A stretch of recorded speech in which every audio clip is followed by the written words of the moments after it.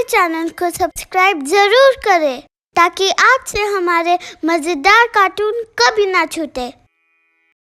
एक छोटे से गांव सज्जनपुर में एक लड़का रहता था। नाम था छोटू।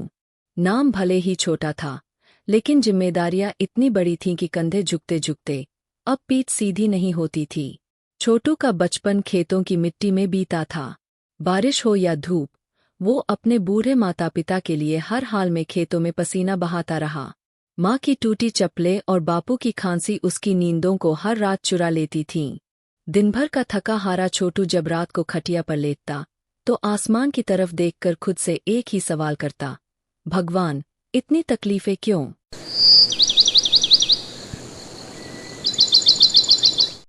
वो हर दिन जीता था, मगर जैसे सांस लेना और जीना दो अलग बातें हों। एक दिन थक हारकर छोटू पास के जंगल में रहने वाले एक साधु के पास पहुंचा। आंखों में आंसू, होठों पर सिसकियां और दिल में उम्मीद का एक आखिरी दिया। महाराज, जिंदगी से थक गया हूँ। कभी अनाज कम पड़ता है, कभी माँ की दवाइयाँ, हर दिन एक नई परेशानी। लगता है जैसे मेरी किस्मत ही टूटी हुई है। साधु ध्यान में बैठे थे, मुस्कराए और बोले, चलो बेटा, तुम्हें तुम्हारी परेशानी का हल दिखाता हूँ। छोटू उनके पीछे पीछे चल पड़ा। दोनों नदी के किनारे पहुंचे। पानी उफान पर था। छोटू को उम्मीद थी कि अब कोई चमत्कार होगा, कोई उपाय मिलेगा, मगर साधु वहां खड़े हो गए। एक घड़ी बीती, फिर दो, फिर आधा दिन। छोटू घबरा गया। महाराज, हमें तो नदी पार करनी थी, हम तो बस खड़े हैं। साधु बोले, मैं इंतजार कर रहा हूँ बेटा। जब ये नदी सूख जाएगी तब हम आराम से पार चले जाएंगे। कोई डर नहीं रहेगा, कोई बहाव नहीं, कोई मुश्किल नहीं। छोटू चौंका।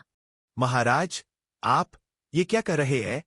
नदी कभी नहीं सूखेगी, ये तो बहती ही रहेगी। यही तो जीवन है। साधु की आंखों में चमक थी।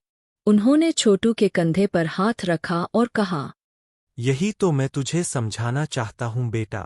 तू जिस बिना समस्या वाली जिंदगी की तलाश में है, वो कभी नहीं आएगी।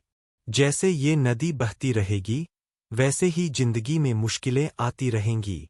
अगर तू हर बार ये सोचकर रुक जाएगा कि सब ठीक हो जाए तब आगे बढ़ूंगा, तो तू इसी किनारे खड़ा रह जाएगा।